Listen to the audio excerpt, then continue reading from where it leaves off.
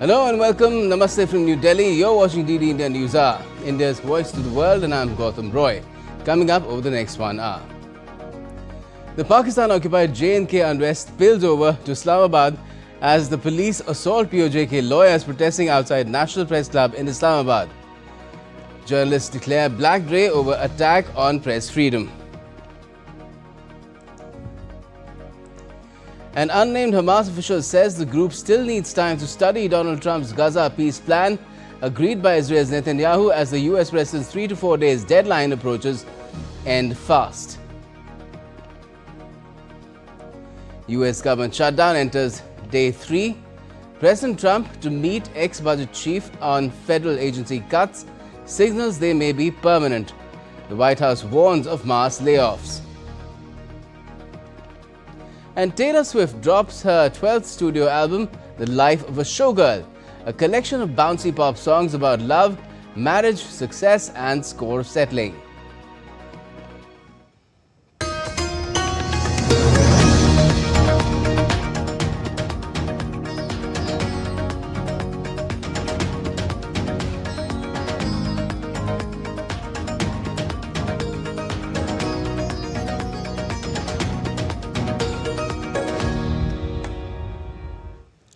Mass protests in Pakistan-occupied Jammu and Kashmir continue unabated, with demonstrators condemning state repression and demanding global intervention, as the protests entered 6th consecutive day today.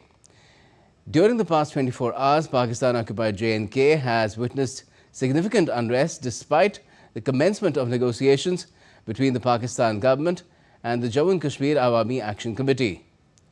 In key developments, tensions escalated after reported civilian killings, leading to angry protests in Sehsa, burning police vans and bulldozers. Protests intensified in Sehsa, where demonstrators targeted state property, setting police vehicles and bulldozers ablaze in retaliation for the recent civilian deaths. Protesters have established a blockade at the Arjah Bridge, disrupting movement and signalling widespread discontent towards the authorities. The town of Kotli has also observed a complete shutdown, with businesses and transport halted as a mark of protest against the state's actions. Major areas including Azad Patan and Palandari continue to witness ongoing demonstrations, with crowds voicing their demands and grievances despite the government's negotiation attempts. The overall situation remains tense, with civil unrest persisting and the populace expressing deep resentment against state authorities in multiple PoJK regions. Now, as soon as morning broke, protests intensified again in PoJK. These images are from the Jhelum Valley in PoJK, where thousands of people have been marching from the Jhelum Valley towards capital Muzaffarabad in protest against the Pakistani government. Meanwhile, Pakistan Journalists Union announced a black day to be observed on Friday after the assault on journalists at the Islamabad National Press Club on Thursday. According to Pakistan media reports, the lawyers' community of PoJK staged a peaceful protest at the press club when the police attacked them. The police's high-handed action at the National Press Club sparked nationwide outrage and calls for protests. Journalists' unions declared Friday as a black day, saying the assault was a direct attack on media freedom.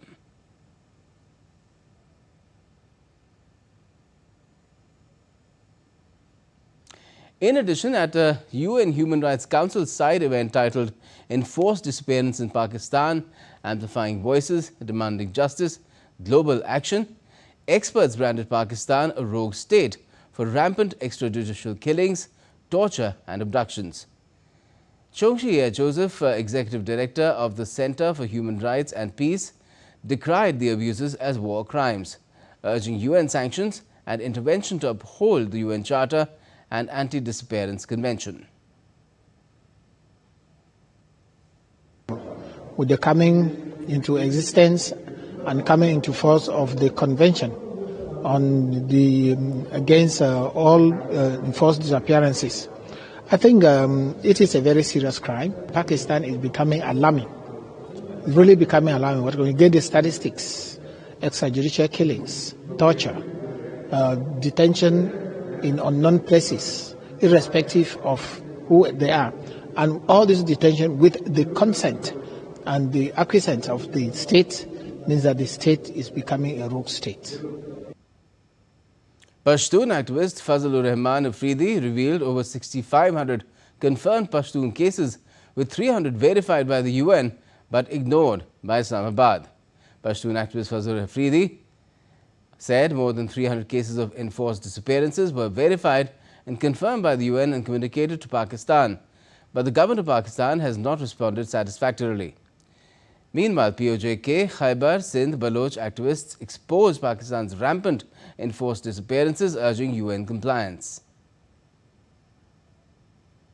We submitted, through special procedures to working group on enforced disappearances, more than 300 cases, which were really, verified and confirmed by the United Nations, and then communicated to the government of Pakistan. These, missing persons are, treated really badly. They are tortured, and most of them are killed. And then these people are dumped into mass graves, by the Pakistani army. Government of Pakistan not responded in a satisfactory way, and the UN was not satisfied with the answers of Pakistan, and they are still, on the list of the United Nations Human Rights Council. They haven't dropped it, and they will continue to put pressure on Pakistan to respond.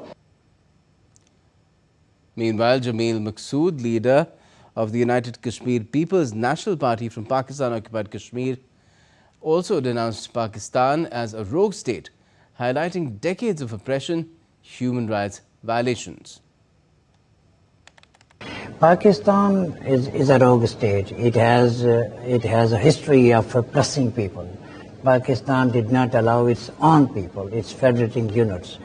For instance, the blatant human rights violations and refusing their fundamental human rights in Balochistan, in Sindh, in Khyber Pakhtunkhwa, in other areas, as well as in Gilgit-Baltistan and Pakistan-occupied part of Jammu and Kashmir. And now the people have realized that they are not ready to live with Pakistan. And the major aspiration and vision will of the people in all these regions are to reunite with the erstwhile state of Jammu and Kashmir. And let's talk about this further. We have my colleague Vishal Baristo with me, as well as we have India Foundation's Director Alok Bansal joining us as well. If I could come to you, Alok Bansal, what is the situation that is bubbling over in Pakistan, occupied Jammu and Kashmir? If you could just brief our viewers about it, because this has been an issue that has been hanging fire for a long time, but it seems that the unrest is something which has perhaps been now it's going to a level where Islamabad has also alarmed. The government has sent a delegation to talk to the agitators. See, we need to be clear that this is the third major demonstration in Pakistan-occupied Jammu and Kashmir, especially in Mirpur, Muzaffarabad region, which has actually stemmed. And this stems from people's frustration with the government and the way Pakistan is dominating this region and treating it as a virtual colony. This time, the people had 38 demands because the last demonstration, Pakistani government had promised to reduce their electricity bills and floor bills, etc. Now, this time, there are 38 demands, out of which there are two major demands. That is, the refugees who have come from Indian held areas or Indian administered areas, Jammu and Kashmir, their seats, which have 12 seats in the assembly, that needs to be done away with, and the elite perks, which most government officials who are actually in this area enjoy, where they have 2 cars to themselves, unlimited petrol and allowances for different things. And most of these officials who are in this particular part are actually from outside. And there are, of course, issues of infrastructure because there is no proper road connectivity, etc. They are asking for tunnels, bridges. The airport in Muzaffarabad is not in use for years. So they are asking for all these things. And against this, what Pakistan is doing is that they are using repressive policies. They have brought in police and troops from outside PoJK and are trying to curb the people's aspirations and demands. And obviously, there is a huge reaction, not only in PoJK, but also the people from this part are protesting now in Islamabad and Karachi. And we saw what happened, that the troops moved into the press clubs in Islamabad and Karachi and actually arrested the journalists, actually, and even physical violence was conducted against them. Right. Let me also bring in Vishal. Vishal, what is the situation on the ground now? Because earlier the agitation had taken a violent turn and people were killed as well by the police. And right now, of course, there's a dialogue on too. So in that sort of situation, is it a tenuous peace that we're looking at, or is it a situation which is like a powder keg? Well, a very good afternoon to you, Gautam. As I speak to you, this is day 2. So the unrest still continues despite of all the peace negotiations. The first challenge for the Pakistani government is somehow to restore peace and also to curb the violence. The Pakistani side, Jammu and Kashmir, people are not very happy with the way infrastructure is there. And as I speak to you, there is a complete shutdown of internet. And a lot of youths we are getting to know, and we also have pictures and visuals. They have pitched tents in the United Kingdom protesting against the shutdown of internet, and thousands have come out marching from the Jhelum Valley to Muzaffarabad, which is the capital of Pakistan-occupied Jammu and Kashmir. Now the problem is that the citizens there on that side of Jammu and Kashmir, they always compare their infrastructure and facilities with the people who are staying in the Indian side, and that is why they are not so very happy. And the atrocities that the Pakistani government and their police have committed on the journalists, they have tried to curb the expression of free expression of speech. So all kinds of atrocities, and yes, the violence continues. They have burned down the road rollers and all kind of obstacles raised by the Pakistani police. So the negotiations are on, but the violence continues, the protest continues, and the Awami Action Committee is not very happy with what the government has to offer as far as Pakistan is concerned. Certainly. Alok Bansal, how do you see the situation being handled by the Pakistani government? There's the government in Islamabad, there's the government in the province as well, which of course supposedly has some sort of autonomy, but when it comes to settling these matters, you have delegations coming in from Islamabad to take care of it.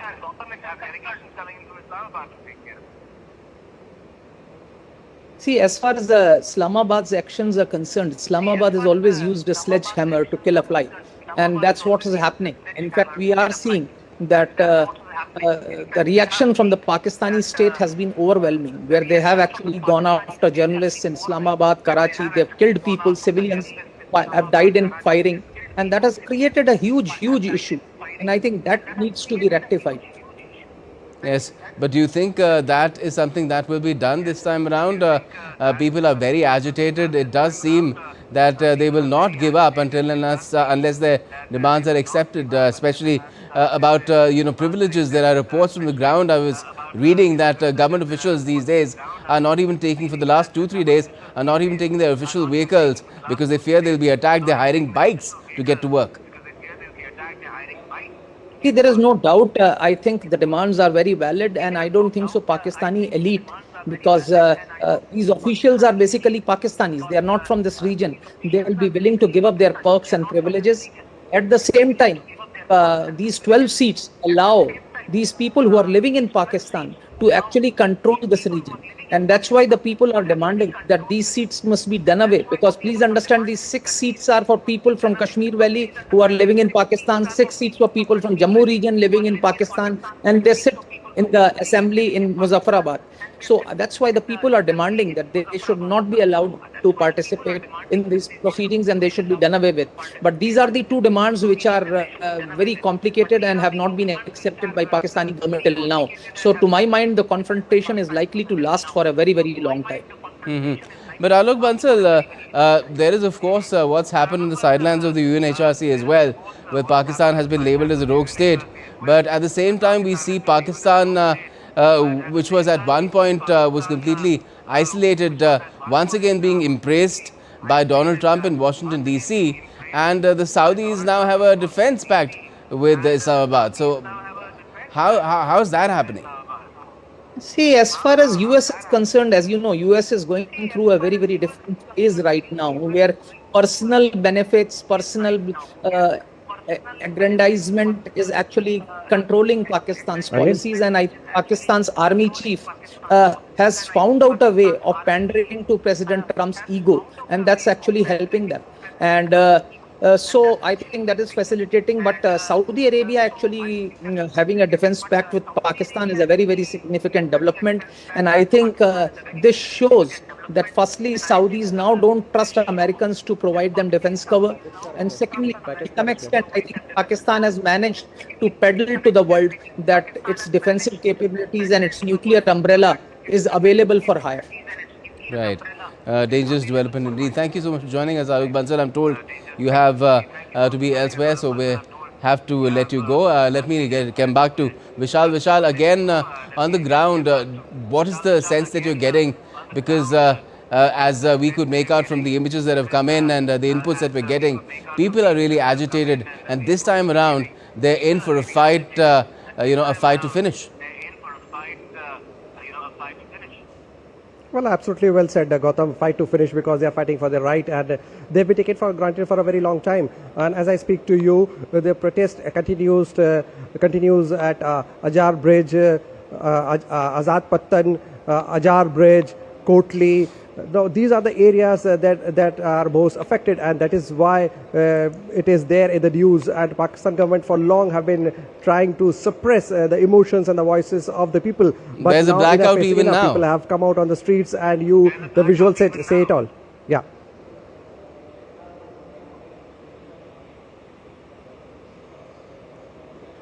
All right, Vishal, let's leave it at the moment, and thanks so much for joining us to talk about the situation in Pakistan-occupied Jammu and Kashmir, which has witnessed protests from time to time, but this time around it seems they are very widespread almost throughout the entire region and extremely serious.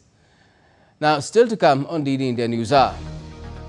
United Nations grants travel ban exemption for Afghanistan Foreign Minister to visit India.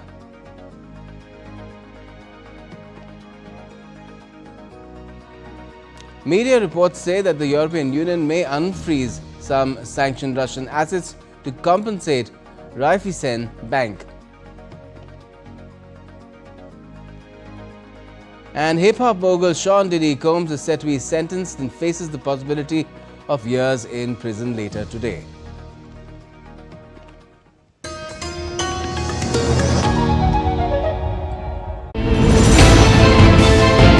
Geopolitics and trade deals. Economic challenges amid development. Hard work and the path to prosperity. It's the economy always.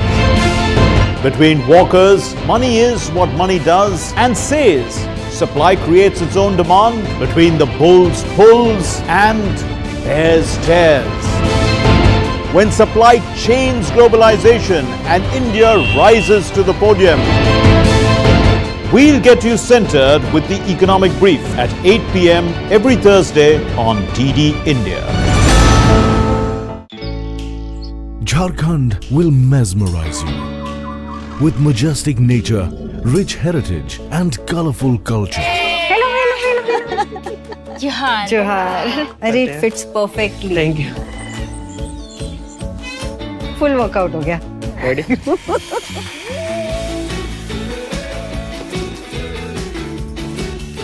Postcards from Jharkhand on National Geographic.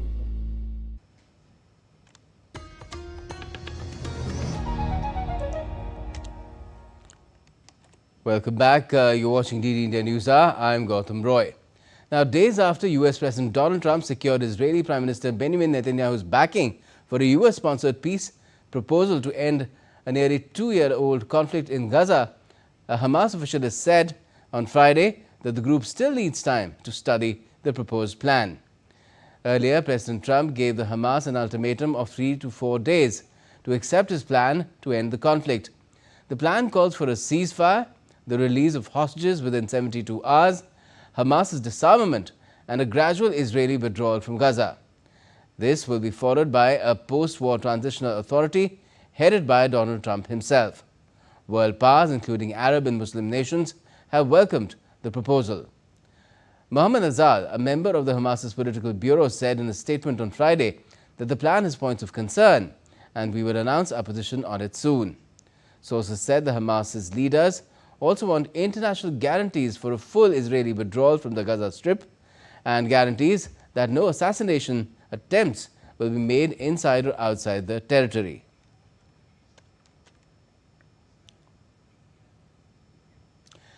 India and China will resume direct air services by the end of October, aligning with the winter schedule. The civil aviation authorities of both the two countries have been engaged in discussions on resuming direct air services between the two nations and on a revised air services agreement. Following these discussions, it has now been agreed that direct air services connecting designated points in India and China can resume by late October. This agreement will facilitate people-to-people contacts between India and China, contributing to the gradual normalization of bilateral exchanges. Meanwhile, Indigo is set to reconnect India with mainland China. Starting the 26th of October, the carrier will resume daily non-stop flights between Kolkata and Guangzhou. Indigo will deploy its Airbus A320neo aircraft on the route, with plans to launch a Delhi-Guangzhou service once approvals come through.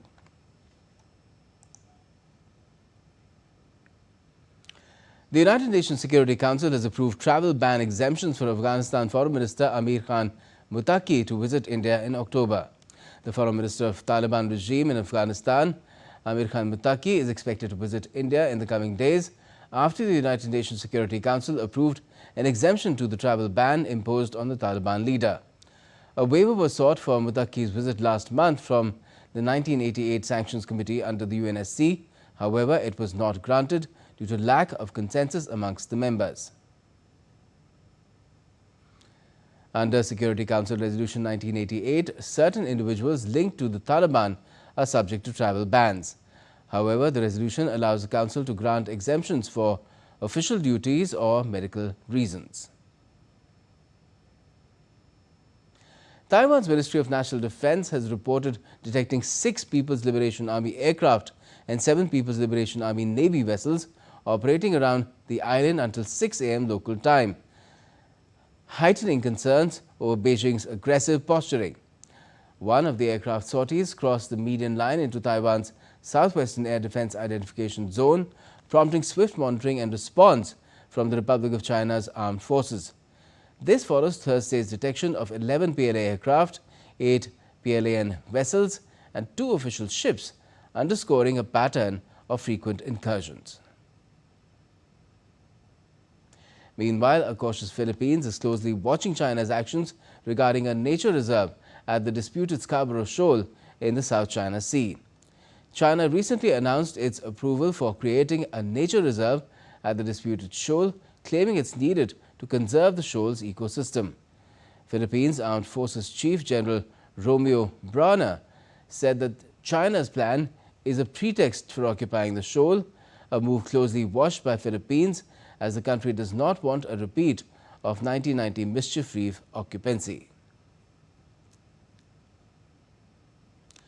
The death toll in a school collapse on Indonesia's main island of Java rose to 9 on Friday, but dozens are still believed to be stuck under the rubble without signs of life days after the disaster.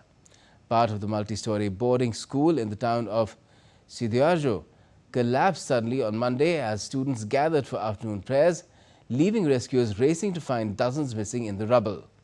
Officials had said 59 people were feared missing before 2 bodies were found. Distraught families have been waiting anxiously near the site for news of their loved ones. Investigations into the cause of the collapse are continuing, but initial signs point to substandard construction. According to a government report released on Friday, The death toll from the recent typhoon Boiloi has risen to 51 in Vietnam. The devastating typhoon caused landslides and triggered floods after making landfall in north-central region of Vietnam on Monday. According to a report from the government's disaster management agency, 14 people are missing and 164 injured due to the disaster.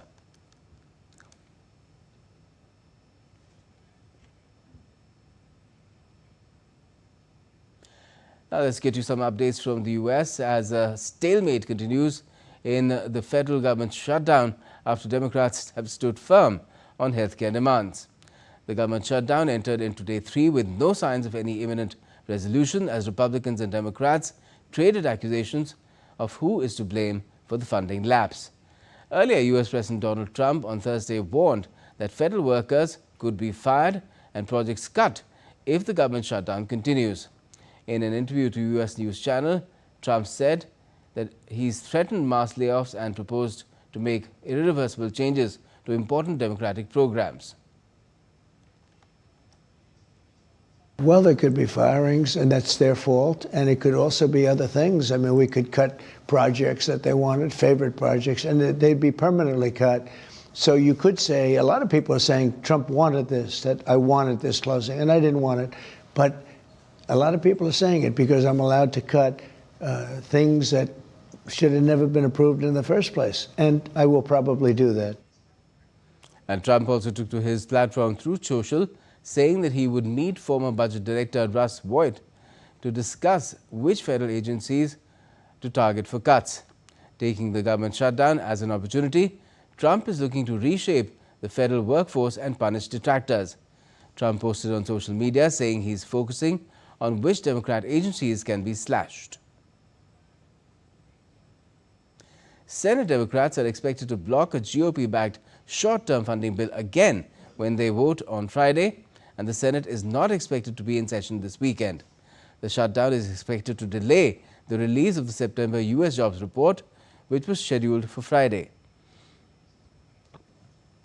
Meanwhile, Senate Democratic Minority Leader Chuck Schumer and his House counterpart Hakeem Jeffries have dismissed the job cuts threat as an attempt to intimidation and said threat is not enough to force Democrats to relent on their demands for health care funding. And Speaker Mike Johnson has closed the door on House Republicans entering discussions to alter the short-term spending deal, saying that the bill's passage and the consequences if it doesn't are 100% the fault of Democrats.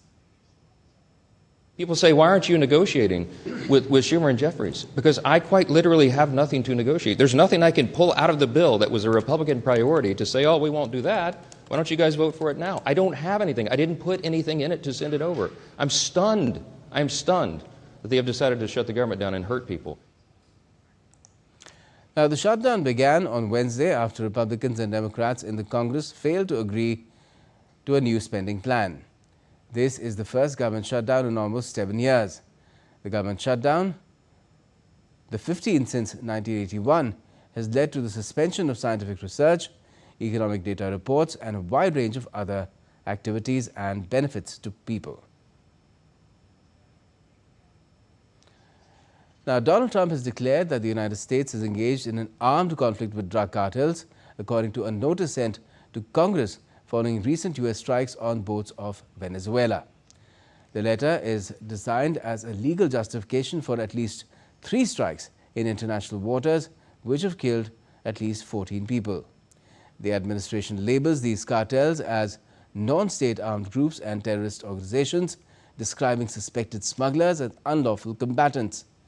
The U.S. has deployed military vessels to the Caribbean to counter drug trafficking amid rising tensions with Venezuela, insisting these actions are aimed at protecting the U.S. from drug-related threats.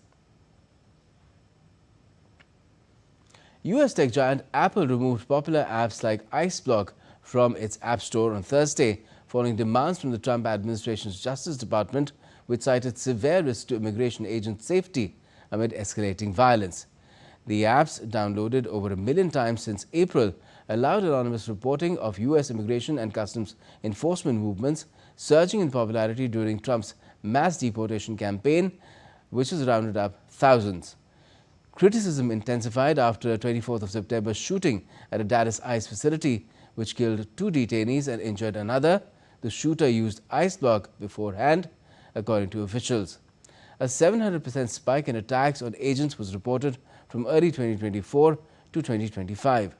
Attorney General Pam Bondi hailed the move, declaring a new era of curbing political violence, with federal agents now deployed nationwide at ICE sites. Protests continued at facilities as app creators decry Apple's capitulation to authoritarianism. Apple reaffirmed its commitment to a safe and trusted platform. Hip-hop mogul Sean Diddy Combs will get to know his fate today, as his sentencing is set to be carried out later in the day by the judge after a jury convicted the music mogul of 2 counts for transportation to engage in prostitution. Diddy faces up to 20 years in prison, at least 10 years on each count on which he has been convicted. However, Combs' team insisted that a 14-month sentence is more adequate. If he is given a 14-month sentence, Diddy will walk free soon, as he's already served a year in prison. Earlier, Diddy wrote a letter to the judge overseeing his criminal trial, asking for leniency during his sentencing on Friday and blaming it his past behavior on drug addiction. The letter on Thursday came just hours ahead of his sentencing hearing on Friday. In a 4-page letter, Diddy apologized and said that he has been reformed after spending 13 months in jail. And Taylor Swift is in a new sparkling era. On Friday, she dropped her 12th studio album, The Life of a Showgirl, a collection of bouncy pop songs about love, marriage, success and score settling. Hundreds of Taylor Swift fans, or Swifties, lined up for hours at a pop-up event in New York. They came to celebrate the release of her new album, The Life of a Showgirl. Fans say she has a big influence and spreads love among everyone. Well, Showgirl represents a departure from her recent work, the folksy pandemic-era folklore, and Evermore in 2020, the pensive Midnights in 2022, and the introspective Tortured Poets last year. And still to come on DD India News Hour. Finance Minister Nirmala Sitharaman addresses Cocktail Economic Conclave 2025 in Delhi, highlights resilience of the Indian economy. The first snowfall of the season is forecast over the weekend in Jammu and Kashmir. Also celebrating 11 years of Prime Minister Narendra Modi's monthly radio program, Mann Ki Baat.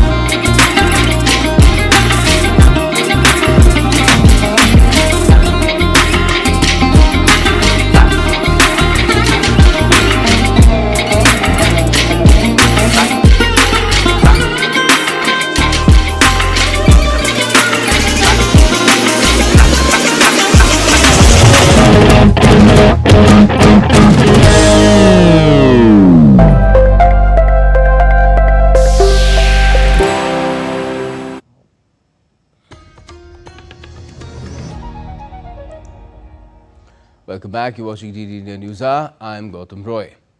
Now, in more international updates, European Union leaders wrapped up an emergency summit Thursday in a deadlock over proposed US tariffs as well as faltering Ukraine aid.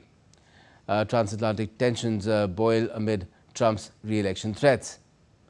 Chaired by Commission President Ursula von der Leyen, the 27-nation bloc clashed on countermeasures to potential 20% tariffs on EU exports, with France pushing retaliation while Germany urging diplomacy.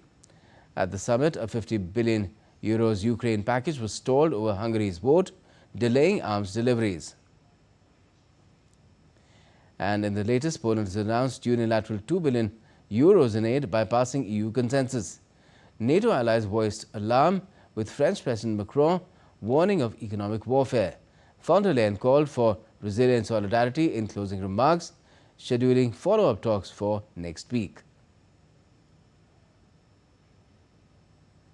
Polls opened in the Czech Republic, which will continue till Saturday to elect a new government. 26 parties and groupings are contesting seats in the 200-strong Chamber of Deputies, 4 more than in the previous elections in 2021. There are around 8 million eligible voters. Czechs are likely to oust their centre-right government, with polls favouring populist billionaire Andrej Babis to return to power on pledges to raise wages and lift growth while reducing aid for Ukraine. The change would boost Europe's populist anti-immigrant camp and could complicate consensus on climate policies. Russian President Vladimir Putin said on Thursday that the global economy would suffer without Russian oil. He was speaking at the Valdia Discussion Club, a Russian think tank and discussion forum at Sochi in southern Russia. The statement has come as US President Trump has urged other nations to stop buying Russian oil in order to reduce Moscow's ability to fund its war in Ukraine. Putin warned that prices would jump to over $100 per barrel if Russia's supplies were cut off. Whatever happens, I am convinced that the global sector will be working in a sustainable way because the global economy is growing.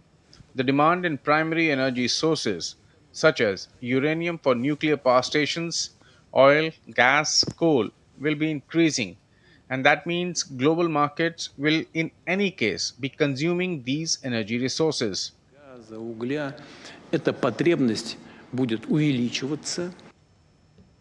Now, the UN Secretary General has strongly condemned the deadly terrorist attack in Manchester. Deputy spokesperson Farhan Haq at UN headquarters expressed concern over the alarming rise in anti-Semitism worldwide and stressed the urgent need to confront hatred and intolerance in all their forms. The Secretary-General strongly condemns today's deadly terrorist attack on a synagogue in Manchester, in the United Kingdom. Houses of worship are sacred places where people can go to find peace. Targeting a synagogue on Yom Kippur, the holiest day in the Jewish calendar, is particularly heinous. The Secretary-General extends his deepest condolences to the victims and their families and wishes a swift recovery to the injured. He stands in solidarity with the Jewish community and calls for those responsible to be brought to justice. The Secretary-General is deeply concerned by the alarming rise in anti-Semitism worldwide and stresses the urgent need to confront hatred and intolerance in all their forms. Flights in and out of Munich International Airport, Germany's second busiest, were disrupted Thursday evening due to drone sightings. For more on what happened and the broader implications, we're joined by DW's Chiponda Chimbelu in Berlin. Good afternoon to you, Chiponda. What is known about the disruptions in the first place?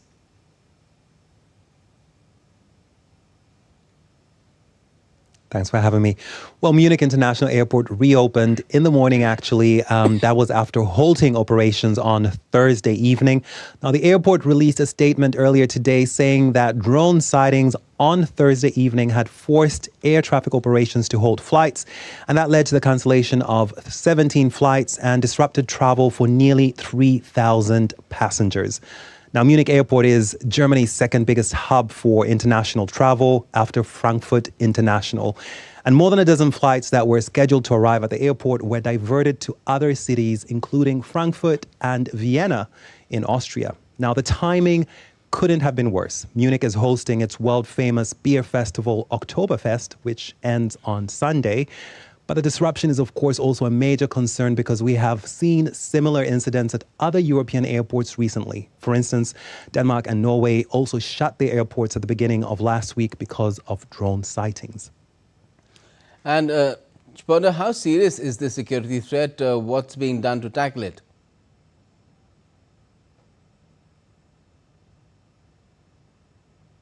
Well, last week, the Danish Prime Minister Mette Frederiksen had said that she could not rule out that Russia was behind the drone sightings that led to the closure of Copenhagen Airport. But there is no evidence that Moscow was behind that incident, and Denmark now says it was the work of a professional actor. Still, there are fears that Russia could be waging a hybrid war against Europe, and that could include hiring mercenary agents for attacks. Now, here in Germany, the government said that critical infrastructure is under threat daily. Now, during the week that drones were spotted at many European airports, there was also a cyber attack on security software that caused severe delays at many of the continent's airports, including the international airport here in Berlin. And in September, the German Domestic Intelligence Service, the BND, said that cyber attacks on government institutions and critical infrastructure are happening almost every day. Well, that is indeed quite worrisome.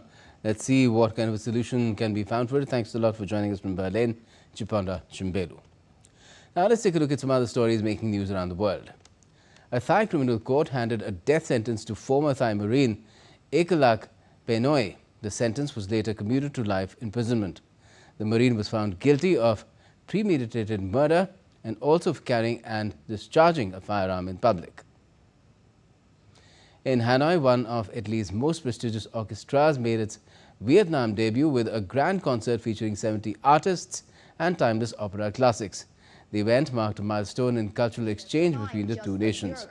The performance also highlighted growing cultural ties as Vietnam and Italy near 55 years of diplomatic relations. At the Osaka World Expo 2025, visitors are experiencing a rare glimpse of history with the recreation of Japan's 16th century golden tea room.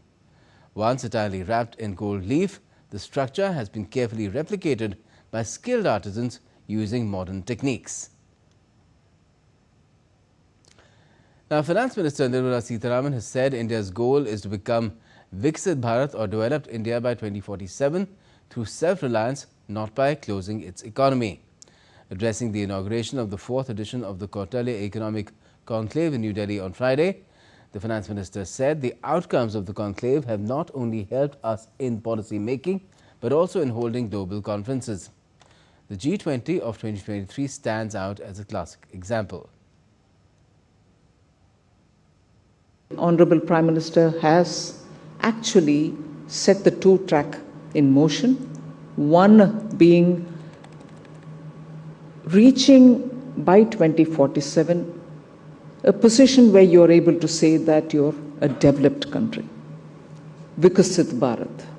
If that is one of the track, the other track is how do you reach that unless you are Atmanirbhar, unless you're self-reliant. The FM stressed the need to sustain 8% GDP growth to achieve this target. She warned of unprecedented global volatility shaping the world as the global economy is trying to recover from uncertainty. Global order are shifting beneath our feet. The world that emerged after the end of the Cold War, which led to the expansion of globalization, open markets, pursuit of multilateral cooperation, now appears to be a relic of the past. For 3 decades, a contested equilibrium allowed nations to pursue prosperity through integration and interdependence. India's Home Minister and Minister for Cooperation Amit Shah inaugurated Sabar Dairy Plant in the western state of Haryana on Friday. Haryana Chief Minister Nayab Singh Saini also attended the event along with the Home Minister. The Sabar Dairy Plant is India's largest dairy plant. It will boast of 150 metric tons of curd production as well as 3 lakh metric tons of buttermilk production. 10 metric tons of yogurt production will also be undertaken here. Speaking at the event, Home Minister Amit Shah praised the state for its high milk production capacity, while also talking about White Revolution 2.0 in the near future. Ahead of the Indian Air Force Day on the 8th of October, Air Chief Marshal Amarpreet Singh, during a press conference on Friday, lauded Operation Sindoor as the highlight of the year, emphasizing its role in forcing Pakistan to seek a ceasefire within 4 days. He detailed how the Indian Air Force decisively countered Pakistani aggression following the Pahalgam terror attack, destroying 6 fighter jets. First thing that I must start with is Op Sindoor, because that was the highlight of this year gone by. In the aftermath of what happened in Pahalgam, we all know that we took a decision that we have to make them pay a price for whatever they have been doing. and to avenge that, killings of the innocents. Clear directive, clear mandate was given to the Indian Armed Forces, and Indian Air Force was the prime stakeholder in that, in terms of 2 major targets out of the 9 that were chosen towards terrorist camps were given to Indian Air Force to address. The Indian Met Department has forecast snowfall in the high reaches of Jammu and Kashmir between the 5th and the 7th of October. It's also said that light to moderate rainfall will hit the region from Saturday due to an active western disturbance. Heavy snowfall is likely to take place in the higher reaches like Anantnag, Pahalgam, Kulgam, Sindh Pass, Shopian, Pir Ki Gali, Sonmarg, Zojila, Bandipora, Razdan Pass, Gulmarg and Kupwara Sadna Pass. Further, light snow is predicted over middle reaches. The IMD has further predicted moderate to heavy rain over the plains of Kashmir and isolated heavy to very heavy rainfall over the Jammu division. Prime Minister Narendra Modi's monthly radio program Mann Ki Baat completes 11 years. The program continues to inspire, educate and empower millions. Watch the special report by DD India's Tripti Tripathi.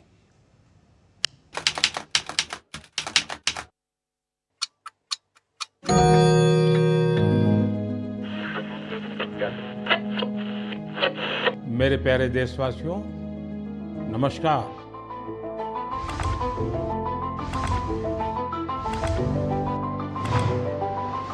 Since its launch in October 2014, Mann Ki Baat has become a landmark platform for Prime Minister Narendra Modi to directly connect with the people of India. Bengaluru से sister Surekha ji भी जुड़ी हुई। I am really proud and honored, sir, to speak to Prime Minister of our country. Dinesh ji नमस्कार। Sir जी प्रणाम। Beginning on Vijayadashmi, the monthly broadcast has touched millions of lives. Every episode brings stories of inspiration from rural development and social reforms to unsung heroes shaping the nation. Over the years, the program, aired on All India Radio and Doordarshan, has gone beyond being just a broadcast. It recognizes collective efforts happening across society and gives them a national platform. देश की बेटियां हर जगह अपना परचम लहरा रही है। दिलना और रूपा, आपसे मैं जानना चाहूंगा कि आपकी जो सागर परिक्रमा में आपका एक्सपीरियंस देश सुनना चाहता है। मेमोरेबल मोमेंट में बोलना चाहती हूँ सर कि हमने भारत की झंडा पॉइंट नीमो पर लहराया sir. What started as a simple radio program has transformed into a people's movement. Campaigns like Vocal for Local and Har Ghar Tiranga gained momentum after being featured on Mann Ki Baat. When the program completed its 100th episode in April 2023, Prime Minister Narendra Modi remarked that any issue raised here soon takes shape of a mass movement. मेरे लिए मन की बात ये एक कार्यक्रम नहीं है, मेरे लिए एक आस्था, पूजा, व्रत है। The show also reflects how India's cultural influence resonates globally. आप दुनिया के किसी भी कोने में चले जाएं, वहां आपको भारतीय संस्कृति का प्रभाव देखने को जरूर मिलेगा। और ये प्रभाव केवल दुनिया के बड़े शहरों तक सीमित नहीं है, बल्कि इसे छोटे-छोटे शहरों में भी देखा जा सकता है। इटली के एक छोटे से शहर कैंप रोतोंडो में ऐसा ही देखने को मिला है। यहाँ महर्षि वाल्मीकि जी की प्रतिमा का अनावरण किया गया। 11 years on, Mann Ki Baat stands as a mirror to India's progress and diversity, uniting people through shared stories, fostering pride, and strengthening the spirit of collective purpose. Tripti Tripathi's report for DD India. And time now to get some sporting updates, starting with cricket, where India has taken a decisive first innings lead against West Indies on day 2 of the opening test in Ahmedabad on Friday. India crossed the 300-run mark as Dhruv Jurel and Ravindra Jadeja notched up a terrific half-centuries. India lost the wicket of Centurion opener KL Rahul just after lunch. Rahul slammed his 11th test ton, ending a 9-year wait for a test century on home soil. India's captain Shubman Gill also made a half-century to set the tone for a run fest. For the West Indies, skipper Roston Chase was the pick of the bowlers. He dismissed his counterpart Shubman Gill and Sai Sudarshan. Right now, India is, of course, still batting for the loss of 4 wickets at 355 and lead West Indies by 173 runs. India's Mirabai Chanu clinched a silver in the women's 48 category, I beg your pardon, at the World Weightlifting Championships in Norway. Mirabai Chanu managed a total of 199 kilograms in clean and jerk event to secure second place for their city. Gold medal went to defending champion Ri Song-gum of South Korea, while Thailand's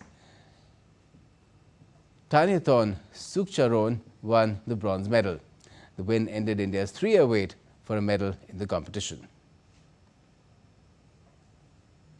India added 2 more medals to their tally at the World Para-Athletics Championships in New Delhi, with Dharambir Nain clinching silver, while Atul Kaushik secured a bronze. 36-year-old Dharambir produced his best on the final attempt, throwing 29.71 meters to seal silver in the men's club throw F51 event. Serbia's Alexander Radistic struck gold, while Uladzisulu Haidri claimed bronze. Earlier, India's Atul Kaushik earned a bronze medal in the men's discus throw F57 class event with an effort of 45.61 meters. Libya's Mahmoud Rajab secured gold, while Brazil's Thiago Paulino dos Santos took silver. The results took India's overall tally to 11 medals, including 4 gold, 5 silver and 2 bronze. FIFA has unveiled the official match ball for the 2026 World Cup, combining high-tech refinements and design details, celebrating the 3 co-host countries, the United States, Mexico and Canada. The name, Trionda, and the iconography on the ball has been inspired by the fact that this will be the first World Cup being organized by 3 countries. The technological advancements include deep seams designed to produce optimal in-flight stability and embossed icons which improve grip in wet or humid conditions. A motion sensor chip will relay information on the ball's movement, sending data to the video assist referee system. The World Cup will be held from the 11th of June to the 19th of July next year. The tournament draw will be held in Washington on the 5th of December this year. And that's all we have for this edition of DD India News Hour. But let us know your thoughts on the news of the day. And for those on the go, you can get all the latest news and updates from India and across the world on DD India's mobile app. It's available on both Android and iOS. Just scan the QR code on the screen and download the app right away. And we'll be back with more news as it breaks here on DD India. I'm Gautam Roy, and from all of us here in Delhi, thanks for watching DD India News Hour.